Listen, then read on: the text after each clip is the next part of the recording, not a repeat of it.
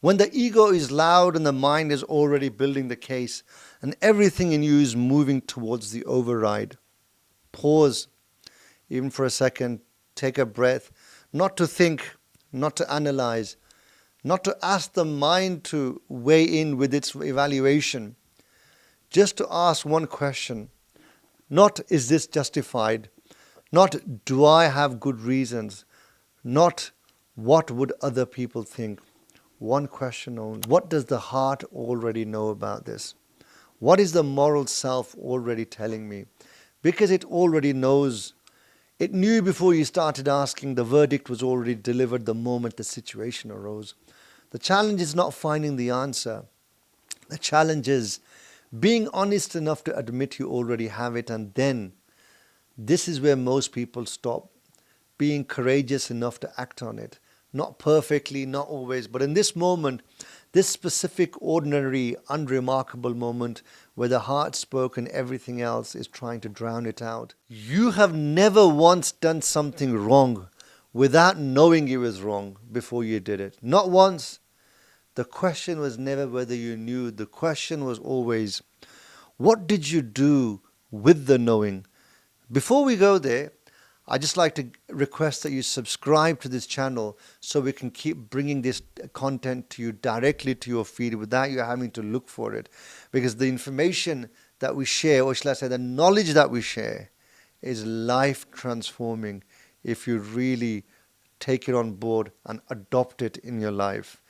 Last week we spoke about the mind, how the mind arrives after the dominant force inside you steps forward. And the mind then builds a case, argues a case eloquently, using your own intelligence, your own language, your own values against you to convince you why you should do what it wants you to do. Today, we go somewhere where the mind can never reach, somewhere older, somewhere that was there before the mind arrived, before desire spoke, before the fear dressed itself as caution, before justification was constructed. There is a part of you that already had its verdict. It always does. There is a moment most people recognize, though they rarely name it. It doesn't happen during reflection. It doesn't happen in prayer or deep conversation or a quiet moment of self-examination. It happens in the middle of ordinary life, in the middle of an argument. When you say something, you know it will hurt or wound the other person, and you know it before those words leave your mouth. Not after, not before, in the middle of that sort of transaction, when you allow something to pass that you know is not entirely honest, and something inside you registers it clearly before your mouth has finished speaking in the middle of a decision. When you move forward, something you have already been told by something older and quieter than taught is not right for you, and you move forward with it anyway. This could be the moment when you're just lying. In that heat of the moment when you're lying, you know that you shouldn't be telling this lie. That specific moment, that undeniable moment is what we are talking about today. It's when you're about to hurt someone and this is not the consequence we're talking about. This is not the regret. We're talking about the clarity that arrives afterwards when the noise has settled. The knowing that was there first. It was already there. You knew it. There is a concept that has existed across every serious tradition of human thought, across the cultures, the religions, throughout centuries, across every attempt that humanity has made to define itself. This is a universal truth which has always existed inside every human being. Beneath the desire, beneath the fear, beneath the ego, and the noise of the world around us, there is a knowing, a moral knowing, not learned, not taught, something that has been installed into us from birth, from the beginning. The scholars of the human interior described it this way: the greatest judge you will ever face does not sit in any court, does not wear any robe, does not need any evidence presented to reach its verdict. It already knows. It knew before you acted. It will know after, and it will never in the entire course of your life give you a verdict it does not mean. The judge lives inside of you. It's your heart. Not the heart that beats in your chest. We're talking about the heart that is like a spiritual, invisible entity that exists inside of you. Not the heart of romantic language and greeting cards. This is the moral self. Let me say that again, because it is the most important sentence in this entire framework. The heart, the ancient wise people call this the spiritual moral self. The heart is the moral self. It is part of you that knows the difference between what is right and what is wrong. Not as a calculation, not as a learned behavior, not as a sort of a cultural programming, but as an immediate, direct, unmediated knowing that was present before anyone taught you anything, before your parents shaped you, before your culture defined you. Even if you were brainwashed by some psychopathic parents who raised you in the wrong way, you still have this moral compass inside of you, the moral self, which knows what you are doing is wrong. Before your experiences marked your character and, shaped you as you grew up. So before any of it, the heart was already there, already knowing, already holding its position, already ready to deliver its verdict in that moment when you were about to do something and it knew it was the wrong thing to do. This is no vague philosophical concept that we are discussing. This is not even a religious idea dressed in secular language, even though traditionally religion has dealt with this more strongly and has consistently mentioned about the moral self inside of us. This is also the most fundamental, most consistently observed truth about the human being and its inner workings, that every serious tradition of human understanding across the centuries, every civilization has tried to understand what this is and has arrived independently at that decision that you have a moral self inside of you. It lives in the heart and it has never once been wrong. So when someone asks you, did you know that was wrong? And the honest answer is yes, it always is. That honesty, that uncomfortable, quietly devastating admission is the heart speaking. Sorry, I'm pointing to the heart because even though it's not the physical heart we are talking about, it's that spiritual entity, that invisible entity that is residing inside of you.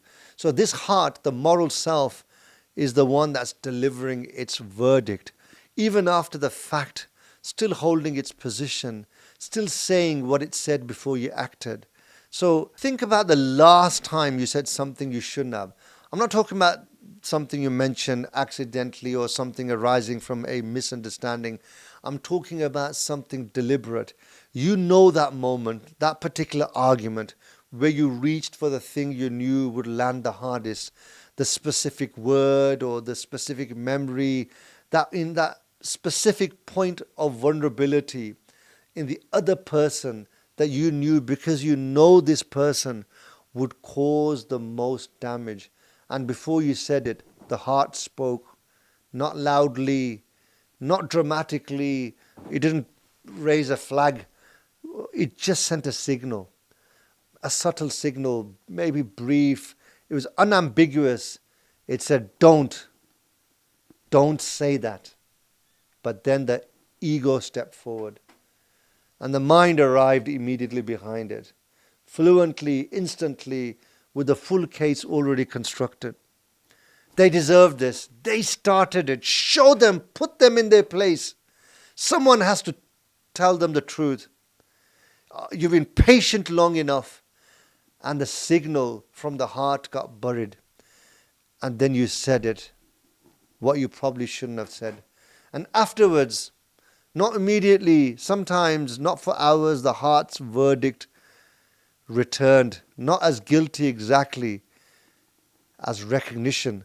That hollow, specific feeling that isn't quite shame and isn't quite regret, but is something more precise than either. The feeling of having known and having chosen otherwise. That feeling is not weakness. That feeling is not sensitivity. That is the moral self delivering its verdict again after the fact. The same verdict it delivered before the event, before what you did. Unchanged. Now here's the part that people find most uncomfortable when they really sit with it. The heart has never once been wrong in your life. Not in anyone's life. Every time you have had that hollow recognition afterwards, that specific discomfort of having known and done it anyway, the heart was right before the action and right afterwards. It didn't change its position because you found a good reason. It didn't adjust its verdict because the mind built a convincing case. It didn't soften its knowing because the desire was overwhelming, or the fear was so loud, or the external pressure was too intense. It simply held to its verdict. It was consistent, without negotiation. This is what makes the heart, the moral self, different from every other force within your human operating system that we are consistently now decoding for you. The mind can be manipulated because it serves whatever force is strongest. The ego can be redirected because it responds to what it is fed. Fear can be managed because it responds to certain evidence and experience over time. But the heart cannot be argued with. Not because it is rigid, because it simply knows. And after knowing, it requires no argument. You cannot convince it otherwise. You probably have, override its command many times in small moments and even large moments. In these are the moments may have cost you something immediately, and moments that whose cost only becomes clear years later, and every single time, that is, without exception. The heart had already delivered its verdict before you acted. You didn't override it in ignorance, you overrode it knowing. That is the most important sentence in this entire episode. You knew exactly what you were doing when it's like, let's say, you're pressing the snooze button on your alarm clock when you wake up. You know the alarm has sounded and it tells you to wake up. The heart is also sending its alarm to wake you up from that heedlessness, but you press the snooze button. You overrode it knowing, and that is the mechanism by which you did that. The way the other forces, the entities inside of you, of this operating system, are able to help you combine together and make the override feel justified, reasonable, and even necessary. That is what we need to understand precisely, because it doesn't feel like overriding. Maybe you don't realize you're overriding or pressing that snooze button. That's the deception. When the ego steps forward in that argument, reaching for the word that will wound, that will cause the most damage to the other person, it doesn't feel like a choice to ignore what you know is right. It feels like righteousness. It feels like finally saying what needed to be said. It feels like justice. I mean, just think about that for a moment. We've all been there, myself included, where in the heat of the moment we've said something and we regret later, and we analyze afterwards, and we may even agree with the judge inside of us, the moral self, that we shouldn't have said that. We shouldn't have said that. That was below the belt. That was uncalled for. I acted in the heat of the moment. I was angry and I was under pressure. So we make up all these justifications afterwards, but we do many times feel that weight of regret afterwards. So what about the fear, sometimes we are guided by fear. So when the fear force moves you away from something you should face, a conversation, a decision, a truth, it doesn't feel like cowardice. It feels like wisdom. It feels like timing. It feels like emotional intelligence. This is something we've touched previously in other episodes. When the ego needs to protect its image, its identity as a reasonable one, the patient one, the long-suffering one, it doesn't say, I'm protecting my ego. It says, I'm protecting my dignity. It says, I know my worth. It says, not everyone deserves my time and energy. And the mind arrives instantly, building the case, using your own language, translating the override into something that sounds not just acceptable, but admirable. And the heart, the moral self, which knew before any of this all began, this dialogue and these sort of different sort of battles happening internally, which already delivered its verdict before the first word was spoken, which has been holding its position through every layer of justification, gets quieter, not because it's changed its mind, is because the noise, that internal battlefield noise has got louder. And this is the internal battlefield. Like a normal battlefield out there, it's noisy, it's loud, and there's so many people competing for different voices, competing for attention. So by now, you've now beginning to see how this internal battlefield unfolds inside of you. This inner architecture that we have laid out in front of you is becoming more and more clear to you. So the pattern goes like this. So something externally happens, maybe you've got into a confrontation or an argument with someone. The heart sends an immediate signal. This is wrong. This is not right. This is not who you want to be.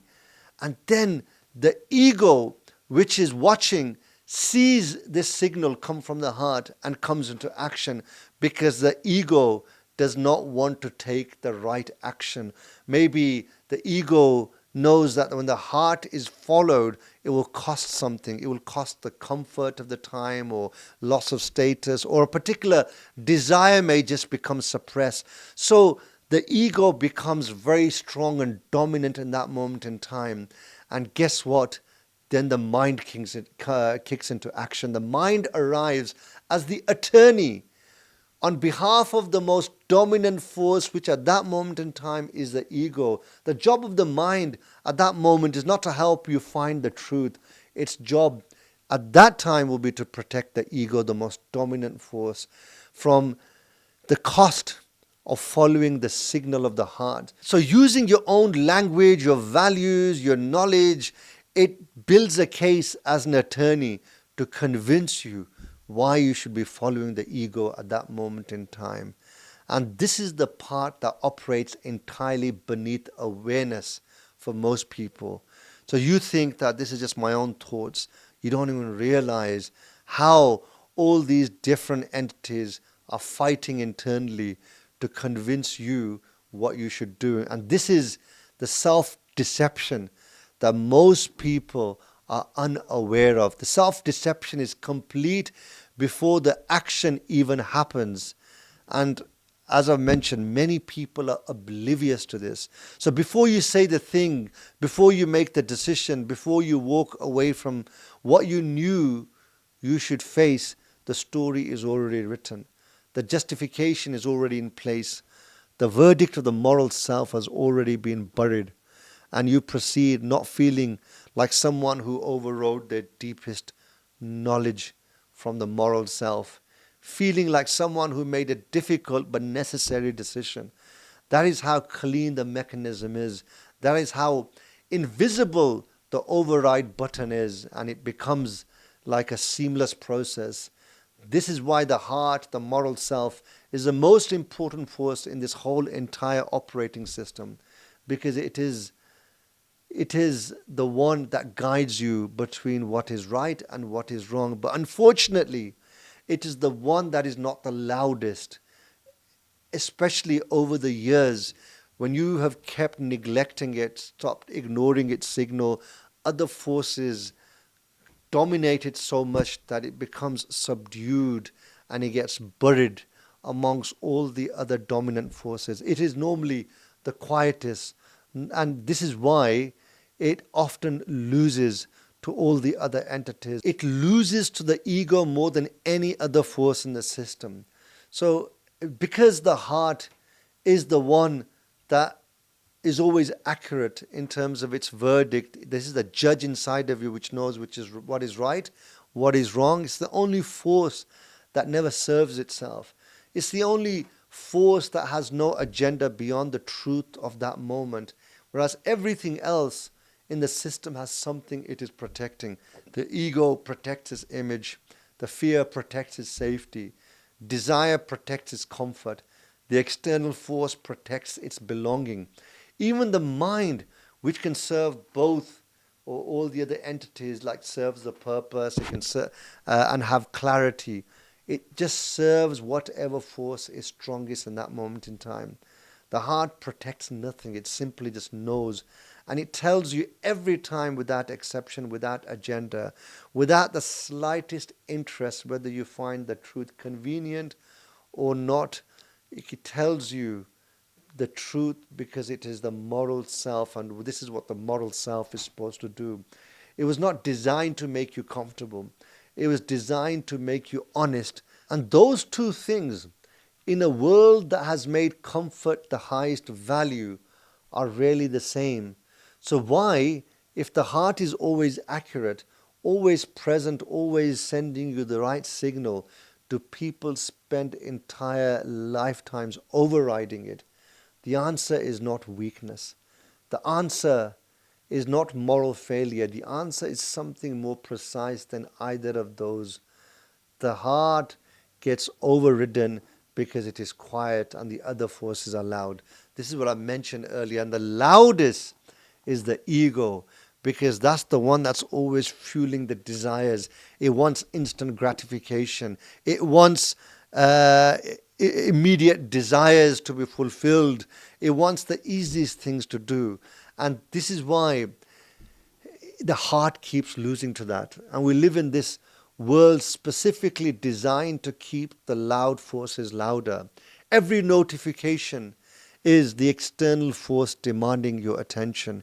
Every comparison is the ego registering threats. Every moment of discomfort is the ego's desire force reaching for relief. Every uncertain outcome is fear constructing its case for waiting.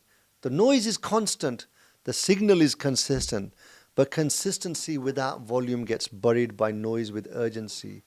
So the heart speaks, but the ego shouts, and the mind translates that shouting into something more reasonable that needs to be heard and defended, and the moral self's signal just gets buried.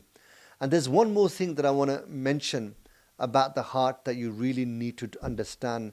Something that the most serious study of what we actually are beneath the performance has understood for centuries.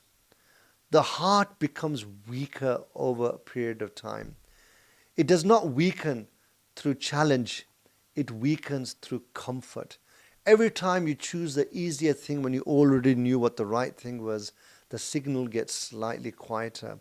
Not because the heart changes, it's because the insulation gets thicker around it. The person who has spent years choosing comfort over what they knew was right, choosing the easier conversation over the difficult and honest one, choosing the convenient decision over the correct one, choosing the socially acceptable response over the truth. The person has not lost their heart. They have not lost their moral self. They have simply buried it under so many layers of accumulated comfort that they can no longer find the silence in which it speaks. So the ego is now so loud. The noise from the heart or the whisper from the heart is no longer heard. And that is the tragedy. The specific, quiet, social, invisible tragedy is that the person does not look damaged. So they look settled, they look successful, they look fine. And somewhere beneath this outward exterior of looking fine, there is something inside of them which is still trying to reach them. It's the moral self, still sending signals, still hoping that you are going to listen to its verdicts and advice of knowing when to do the right thing, when to avoid the wrong thing. So this pattern just keeps repeating again and again. But how do we deal with this? How do we ensure that when we find ourselves in these challenging positions again, how do we interrupt this pattern? This is the secret, because if you do not stop and think for a moment, then what's going to happen is you are going to continue living your life on this loop, in this pattern. So next time when you are confronted with a situation like that, when the ego is loud and the mind is already building the case and everything in you is moving towards the override, pause even for a second, take a breath, not to think, not to analyze, not to ask the mind to weigh in with its evaluation, just to ask one question. Not, is this justified? Not, do I have good reasons? Not, what would other people think? One question only. What does the heart already know about this? What is the moral self already telling me? Because it already knows. It knew before you started asking. The verdict was already delivered the moment the situation arose. The challenge is not finding the answer. The challenge is being honest enough to admit you already have it, and then this is where most people stop. Being courageous enough to act on it. Not perfectly, not always, but in this moment, this specific, ordinary, unremarkable moment where the heart spoke and everything else is trying to drown it out. This is the moment, not the dramatic ones, not the obvious ones where right and wrong are clearly labeled. These are the ordinary situations where the difference between right and wrong could be very subtle. The ones nobody will ever know about except you, and the moral self that lives inside you, that has always lived inside you. That was there before anyone told you who to be and who will be there long after. Every other voice has gone quiet, because here is the truth that this entire episode has been building towards. You have never once done something wrong without knowing it was wrong before you did it. Not once. The heart told you. The moral self delivered its verdict. Now it's down to you to make sure that in the future you interrupt this pattern and follow the judge inside of you, the moral judge. You know that the heart knows what is right, but knowing what is right has never been the problem. The problem is the force that steps forward before the heart can act. The one that has been running your operating system since before you were aware that there was a operating system. That force has a name. And in the next episode, we are going to look at that directly and show you how that also influences the heart. I will see you there. But before that, don't forget to subscribe to this channel so we can keep bringing this interesting content, life-changing and transforming content to your feed directly.